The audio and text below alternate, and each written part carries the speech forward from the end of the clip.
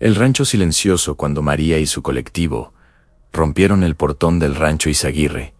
No esperaban encontrar el infierno. Cientos de ropas colgadas, zapatos apilados, mochilas destrozadas.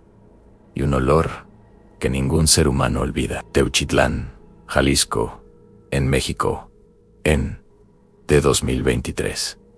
Esto no era un rancho, era una fábrica de desaparecidos. María Guadalupe Fernández tenía 52 años. Era madre, comerciante y líder de un colectivo de búsqueda. Hace 2 años, su hijo Diego, de 19, salió de casa para jugar fútbol con sus amigos. Nunca regresó en levantón, así lo clasificó la policía. Pero para María, esa palabra significaba una sola cosa.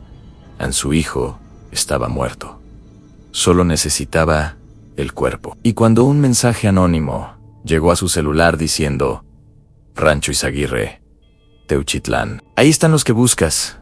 Ella no lo dudó. Reunió a 8 madres más, todas buscadoras, todas con hijos desaparecidos. Subieron a 2 camionetas y condujeron 40 kilómetros por carreteras sin pavimento. Jalisco es territorio del CJNG Cartel, Jalisco Nueva Generación, la plaza más caliente del país. Aquí, preguntar es peligroso. Buscar es suicidio. Pero María ya no tenía miedo. Había perdido demasiado. El rancho estaba escondido entre cerros secos y caminos olvidados. Sin letrero, sin nombre. Solo un portón de metal oxidado con candado. Cuando llegaron, todo estaba en silencio. Demasiado silencio, Naguas, susurró una de las madres. Esto está pesado. María bajó de la troca. Caminó hacia el portón. Tocó el metal caliente. Sintió algo en el estómago. Algo que conocía bien a miedo, pero también esperanza. Rómpanlo, ordenó. 2 de las mujeres sacaron una marreta. 3 golpes.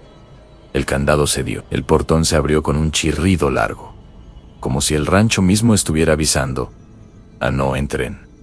Pero ya era tarde. Adentro, el paisaje era apocalíptico. Un galpón de lámina oxidada, corrales vacíos, tierra removida en varios puntos, y en el centro, colgadas en alambres de púas como ropa tendida al sol, había cientos de prendas, camisas, pantalones, sudaderas, ropa interior, separadas por género, por tamaño, como si alguien hubiera organizado un inventario. María caminó despacio. Sus botas levantaban polvo. El aire olía a gasolina quemada, a tierra mojada, con algo más, algo dulce y podrido. Dios mío, murmuró una de las madres. Al lado del galpón había una montaña de zapatos, tenis, botas, sandalias, zapatos. De niño cientos. María sintió que las piernas le temblaban, pero no podía parar. Siguió caminando. En una esquina del galpón encontró lo que buscaba: mochilas escolares, rasgadas, vaciadas. Se arrodilló. Tomó una. Era azul, con rayas blancas. Adentro había un cuaderno mojado. Las hojas estaban pegadas. Intentó separarlas con cuidado. En la primera página, escrito con plumón negro: Diego Fernández, 3. Semestre escuela, preparatoria, 12. El mundo se detuvo. María abrazó la mochila contra su pecho. No lloró, no gritó, solo respiró profundo. Porque ahora sabía. Su hijo había estado aquí. Las otras madres comenzaron a revisar el lugar. Cada una buscaba algo. Un nombre, una prenda, una señal. Una de ellas encontró una lista manuscrita clavada en la pared del galpón, con un clavo. Papel amarillento, letra tosca, nombres. No. Apodos: el flaco, la morena, el chino, el estudiante, el greñas, la pecosa, más de 200 nombres. Al lado de cada uno, una fecha y una palabra. Entró. Algunos tenían otra palabra. Al final salió, pero la mayoría, no. María revisó la lista, con manos temblorosas. Buscó el apodo de su hijo. Diego. Era delgado. Le decían: el flaco. Lo encontró. El flacón 15 de marzo de 2022. Entró. No había segunda palabra. ¿Qué es este lugar?, preguntó una de las madres. María no respondió. No tenía respuesta, pero algo dentro de ella lo sabía. Había escuchado los rumores, los susurros en los mercados, las historias que nadie se atrevía a contar en voz alta. Campos de entrenamiento, ranchos clandestinos, lugares donde el cartel reclutaba jóvenes, los entrenaba y los eliminaba. Si no servían, aquí no pasó nada. Nadie vio nada. Esa era la regla en Jalisco. Pero María acababa de romperla. De repente, escucharon un motor. Todas se quedaron quietas. El sonido venía de la carretera en una camioneta. No, 2 a 3 se acercaban rápido. «Nos vieron», gritó una de las madres. «¡Salgan ahora!». María agarró la mochila de su hijo y corrió hacia la salida. Las otras la siguieron. Subieron a las camionetas. Arrancaron con las llantas derrapando en la tierra. Por el espejo retrovisor, María vio las trocas detenerse frente al rancho. Hombres bajaron enfierrados con chalecos, con radios halcones, o peor, sicarios. No las persiguieron. Eso fue lo más extraño. Simplemente se quedaron ahí, observando, como si ya supieran quiénes eran, como si ya las tuvieran marcadas. María manejó en silencio durante 20 minutos. Las otras madres tampoco hablaban. Cuando llegaron al pueblo, María estacionó la camioneta frente a la iglesia. Bajó, abrazó la mochila de su hijo. Y entonces, por primera vez en 2 años, lloró, porque encontró lo que buscaba. Pero también encontró algo peor. La verdad, esa noche, María no pudo dormir. Se quedó sentada en la sala de su casa, con la mochila de Diego sobre la mesa. Pensó en llamar a las autoridades, pero sabía que no serviría de nada.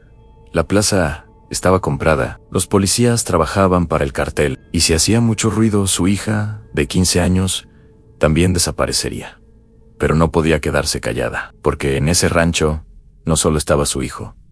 Había cientos, y si nadie hablaba, seguirían desapareciendo. Al día siguiente, María hizo algo que nadie esperaba. Organizó una conferencia de prensa, invitó a periodistas, a activistas, a medios internacionales, y dijo todo. Encontramos el rancho Izaguirre. Es un campo de exterminio.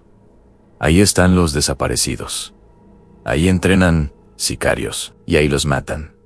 Si no sirven, las cámaras grabaron todo. La noticia se volvió viral, y el cartel lo vio. 3 días después, María recibió un mensaje.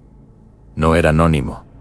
Era un número conocido. Un número que había pertenecido a su hijo. El mensaje decía: ya valió madre. Señora, usted y su hija. María leyó el mensaje, lo borró y siguió adelante, porque sabía que si se detenía ahora, todo había sido en vano. Y su hijo merecía más que silencio. Merecía justicia, aunque le costara la vida. La máquina de RSRUTR en México, desaparecer no es accidente.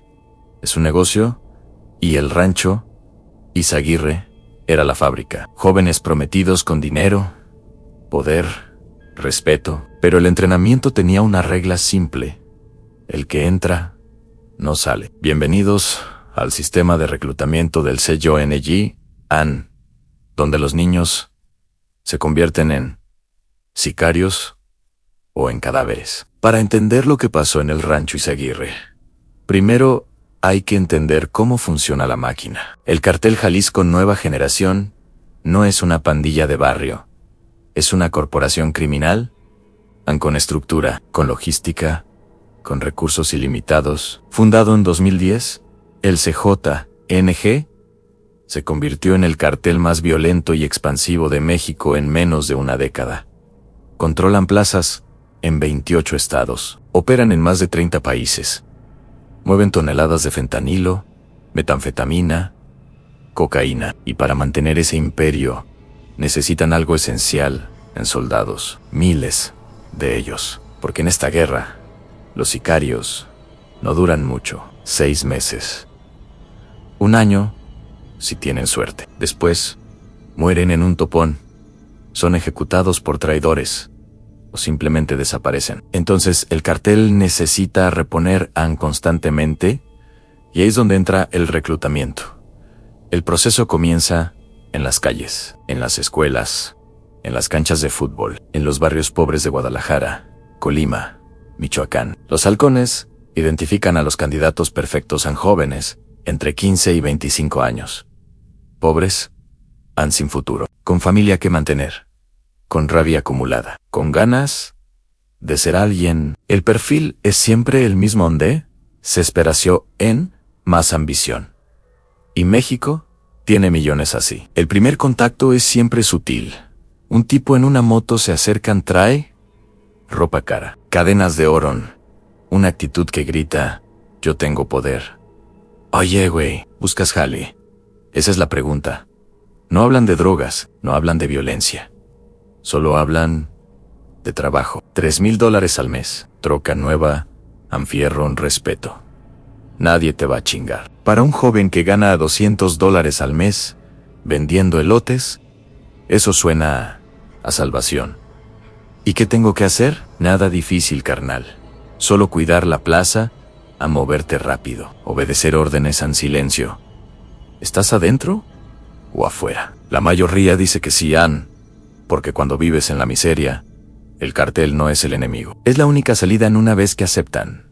El proceso es rápido. Mañana a las 6 en T recogemos. No dicen dónde, no dan detalles, dan solo una orden.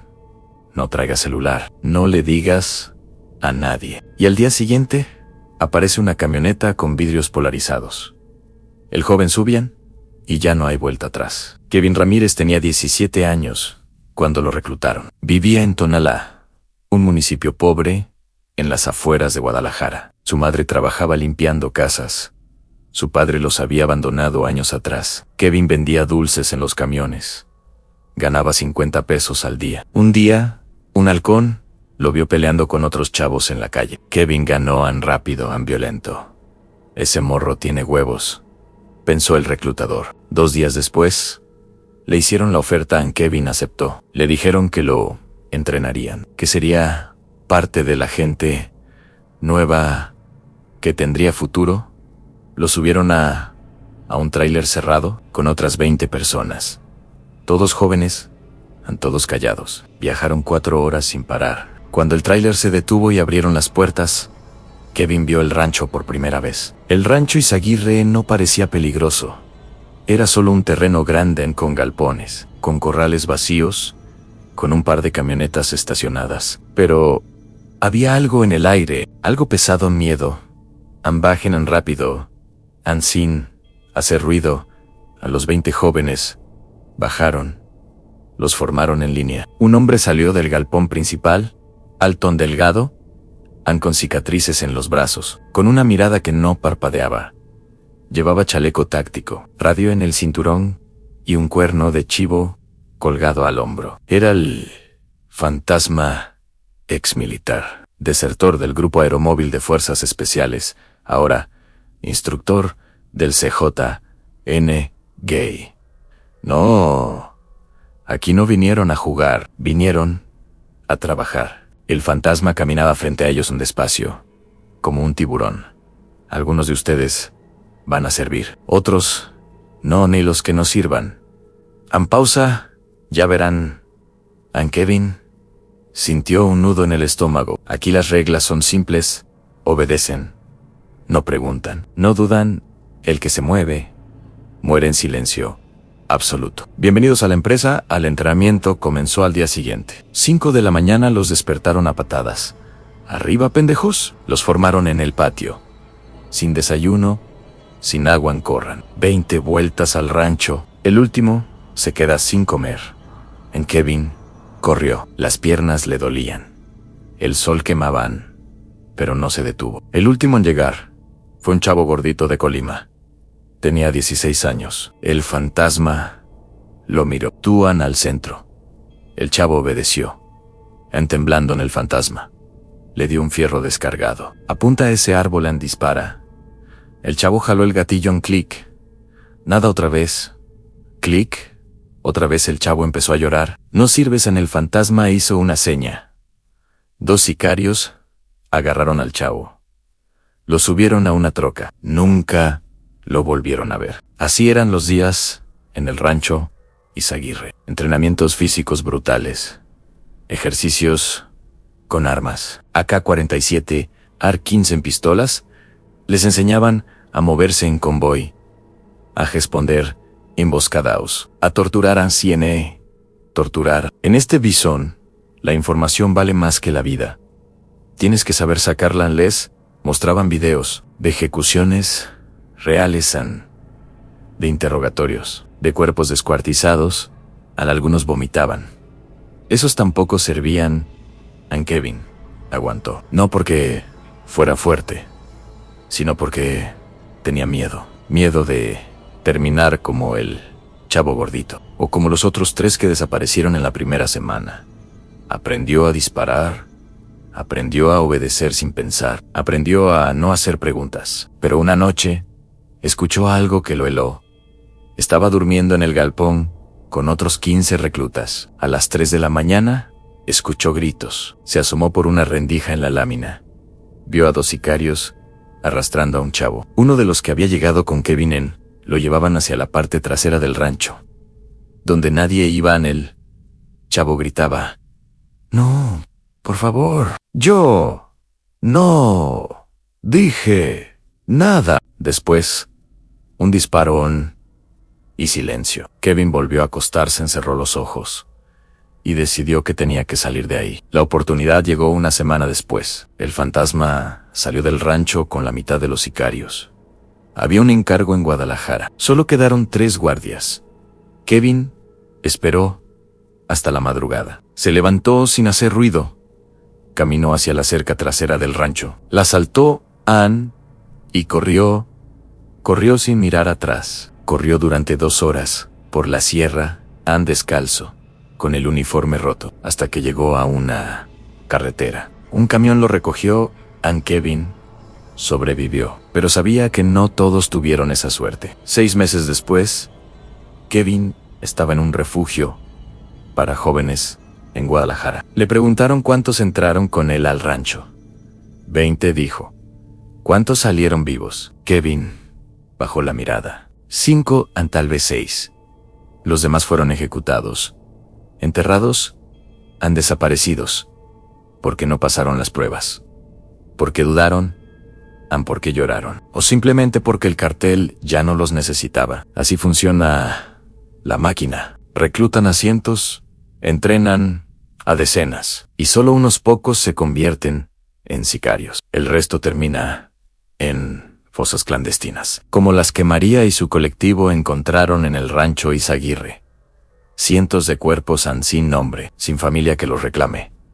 Solo números en una lista. Entró, pero nunca salió Y el rancho Izaguirre no era el único. Según investigaciones independientes, existen al menos 6 ranchos similares operando en Jalisco, Michoacán y Colima. Todos controlados por el CJNG. Todos procesando reclutas. Todos eliminando a los que no sirven. La máquina nunca se detiene, porque en México siempre hay jóvenes desesperados y siempre hay carteles hambrientos de soldados. Pero había algo que nadie sabía, algo que ni siquiera Kevin vio durante su tiempo en el rancho. El verdadero comandante, el hombre que decidía quién vivía y quién moría. El cerebro detrás de todo. Su nombre era el fantasma y su historia era mucho más oscura de lo que nadie imaginaba. El comandante fantasma, todo infierno, tiene un demonio. En el rancho Izaguirre, ese demonio tenía nombre. El fantasma, ex militar, desertor, asesino. El hombre que convirtió a jóvenes desesperados en sicarios despiadados, o en cadáveres sin nombre. Esta es su historia. Y es peor de lo que nadie imaginó. Su nombre real era Rodrigo Álvarez Mendoza. Nació en 1985 en un pueblo olvidado de Michoacán. Pobreza extrema, padre alcohólico, madre que limpiaba casas. A los 16 años, Rodrigo tomó una decisión: o se quedaba en la miseria, o buscaba una salida. Se enlistó en el ejército mexicano, y resultó ser Extraordinario en disciplina perfecta. Puntería excepcional. Frialdad bajo presión. A los 20 años, fue seleccionado para el Grupo Aeromóvil de Fuerzas Especiales, ANGAFE, a la élite del ejército, entrenados por estadounidenses e israelíes, los mejores soldados de México. Rodrigo se graduó con honores y durante 5 años sirvió a su país. Combatió narcotraficantes, desmanteló células criminales, rescató rehenes. Pero algo cambió en 2010. Rodrigo fue enviado a Tamaulipas en zona de guerra. Los Zetas controlaban todo. Su unidad recibió órdenes de atacar un rancho donde supuestamente se escondía un líder del cartel. Entraron de madrugada, sin testigos, sin cámaras.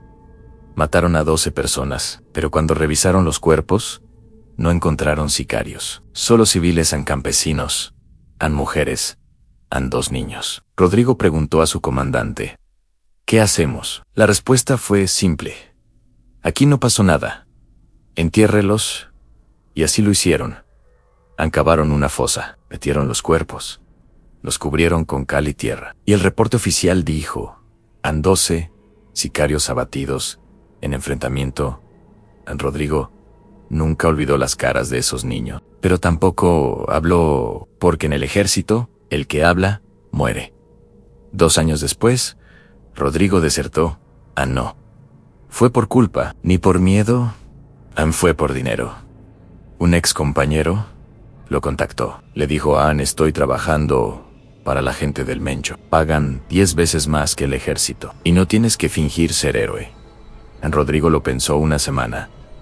Después aceptó. Y en 2012, Rodrigo Álvarez Mendoza dejó de existir. Se convirtió en el fantasma. El CYNG lo recibió con los brazos abiertos, porque un ex-gafe valía oro. Conocía tácticas militares, sabía cómo moverse en territorio enemigo, sabía cómo matar sin dejar rastro, y lo más importante, sabía entrenar. El Mencho, líder del CJNG, le dio una orden simple: necesito un ejército. Tú me lo construyes. Y el fantasma cumplió. Le dieron el rancho Izaguirre, un terreno aislado en Teuchitlán, Jalisco, sin vecinos, sin testigos, el lugar perfecto para crear soldados. El fantasma diseñó todo el sistema: el reclutamiento, el entrenamiento, las pruebas, la eliminación. Porque no todos los reclutas servían, y los que no servían no podían salir. El que entra aquí, o se vuelve sicario, o se vuelve tierra. Esa era su filosofía. El método del fantasma era brutal. Cada grupo de reclutas pasaba por 3 fases. Fase 1, rompimiento. Los primeros días eran para destruir al civil, para borrar al niño que habían sido, sin comida suficiente, sin agua limpia, sin descanso en entrenamientos físicos, hasta el colapso. Golpes y se quejaban en humillaciones constantes. Aquí no son nadie, no tienen nombre, no tienen derechos, solo obedecen. Algunos lloraban. Esos eran los primeros en ser eliminados. Otros intentaban escapar, nunca llegaban lejos. Y los que aguantaban pasaban a la segunda fase. Fase 2, adoctrinamiento. Aquí aprendían a ser sicarios. Les enseñaban a usar armas: AK-47, AR-15 en cuernos de chivo, pistolas, granadas. Les enseñaban tácticas de combate, emboscadas, retenes, ejecuciones. Pero lo más importante, les enseñaban a no sentir. En este jale, la piedad te mata. Si dudas, mueres. Si lloras, mueres. Si piensas, mueres. En el fantasma los obligaba a ver videos de ejecuciones, de torturas de cuerpos descuartizados. Los obligaba a participar en interrogatorios. Pégale. En el recluta dudaba: pégale o te pego a ti. Y pegaba. Después, ya no dudaba. Fase 3, la prueba final. Esta era la más brutal. El fantasma traía a un prisionero, alguien que había traicionado al cartel, o simplemente alguien que estaba en el lugar equivocado. Ejecútalo. Le daba un fierro al recluta y esperaban. Si el recluta disparaba sin dudar, pasaba, se convertía en sicario. Si dudaba, lloraba o se negaba, el fantasma le quitaba el arma y lo ejecutaba a él. En Kevin, el joven que escapó del rancho, recordaba esa prueba. Vi cómo hicieron eso con 3 chavos. Uno de ellos era mi amigo. Le dijeron que matara a un tipo que estaba amarrado. Mi amigo dijo que no, aunque no podían. Kevin cerró los ojos. El fantasma le puso el fierro en la cabeza y jaló el gatillo en silencio. Después nos hizo verlo. Nos dijo: esto es lo que pasa cuando no obedecen. Pero el fantasma no solo era un instructor, era un estratega. Entendía que el miedo era la mejor arma. Por eso, cada ejecución era un espectáculo. Cada castigo era público. Quiero que todos vean. Quiero que todos sepan qué pasa si fallan. Y funcionaba. Los reclutas aprendían rápido, no por lealtad, no por convicción, por terror. Durante 4 años, el fantasma operó el rancho Izaguirre sin interrupciones. Procesó más de 800 reclutas. Solo 300 se convirtieron en sicarios activos. Los otros 500 fueron eliminados, ejecutados, enterrados en fosas clandestinas, incinerados, desaparecidos, y nadie preguntaba, porque en Jalisco, el CJNG era la ley. La policía estaba comprada. Los políticos estaban amenazados. Los periodistas estaban muertos o callados, y el fantasma operaba con impunidad absoluta. Pero había algo que nadie sabía. El fantasma tenía un sistema de protección. Pagaba a comandantes de policía municipal, a agentes estatales, a funcionarios del gobierno. Cada mes entregaba sobres con dinero, para que no vean, para que no escuchen, para que no actúen. Y funcionaba. Cuando alguien denunciaba el rancho, la investigación se archivaba. Cuando alguien se acercaba demasiado, desaparecía. El sistema estaba blindado. Hasta que llegó Marian. Cuando ella organizó la conferencia de prensa y expuso el rancho Izaguirre, el fantasma supo que tenía un problema. Esa vieja se va a arrepentir. Pero María no se arrepintió. Al contrario, siguió hablando, siguió exponiendo, siguió buscando, y cada vez más madres se unieron a ella. Colectivos de búsqueda de todo Jalisco, activistas, periodistas internacionales. La presión crecía y el fantasma recibió una orden directa del Mencho: encierra el rancho, limpia todo y desaparece a la vieja. En una noche, María recibió una llamada. Número desconocido. Contestó: señora Marian, soy un amigo. En silencio. Trabajé en el rancho. Sé lo que pasó con su hijo. María sintió que el corazón se le detenía. ¿Dónde está? Muerto. Lo siento. Lo siento. Lo ejecutaron hace 1 año y medio. El fantasma dio la orden en lágrimas. Pero hay algo más, hay otra fosa más grande, en la Sierra Iñena. Ahí están los otros más de 200. María anotó las coordenadas que el hombre le dio. ¿Por qué me dice esto? Porque ya no quiero ser parte de esto. Y porque usted es la única que no tiene miedo. Colgó. María organizó otra expedición. Esta vez con más madres, con cámaras, con testigos. Fueron a las coordenadas y encontraron lo que el informante dijo. Una fosa masiva. Restos humanos, cientos en ropa, zapatos, identificaciones. Era un cementerio clandestino, y la evidencia era innegable. Pero mientras María estaba en la sierra, algo pasó. Su casa fue vigilada. Su hija de 15 años estaba sola. 2 hombres tocaron la puerta. ¿Tu mamá está? No, dile que ya la estamos esperando. Y se fueron. Cuando María regresó y su hija le contó, supo que el tiempo se acababa. El cartel no amenazaba 2 veces. La próxima vez actuarían. 3 días después, María desapareció. Salió de su casa a las 7 de la mañana para comprar pan. Nunca regresó. Su hija la reportó desaparecida. El colectivo organizó búsquedas y protestas. Exigieron respuestas. Pero las autoridades dijeron lo mismo de siempre. Estamos investigando. y no hicieron nada. 2 semanas después, encontraron su cuerpo en un camino de terracería a 30 kilómetros de Teuchitlán, ejecutada con un tiro en la cabeza, sin señas de tortura. Solo una ejecución limpia, tan profesional, como las que hacía el fantasma. El mensaje era claro. Esto pasa cuando no obedecen. Pero María no murió en vano, porque su caso se volvió internacional.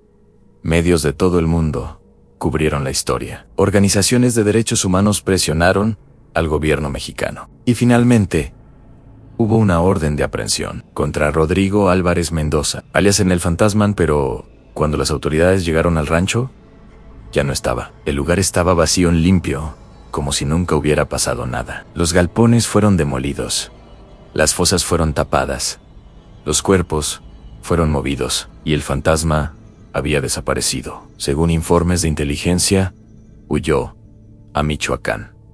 Otros dicen que está en Guerrero. Algunos aseguran que sigue entrenando sicarios en otro rancho, pero nadie lo ha visto, porque el fantasma hace honor a su nombre. María ya no buscaba esperanza, buscaba restos. En México, cuando una madre deja de preguntar, ¿está vivo?, y empieza a preguntar, ¿dónde lo enterraron?, el miedo cambia de forma. Y también el precio. Después del hallazgo en el rancho Izaguirre, el nombre de María empezó a circular donde no debía, no en la prensa ni en comunicados oficiales, sino en radios, mensajes cifrados y listas que no existen. En Teuchitlán, todos sabían algo, pero nadie decía nada. Las miradas se desviaban, las puertas se cerraban antes de tiempo.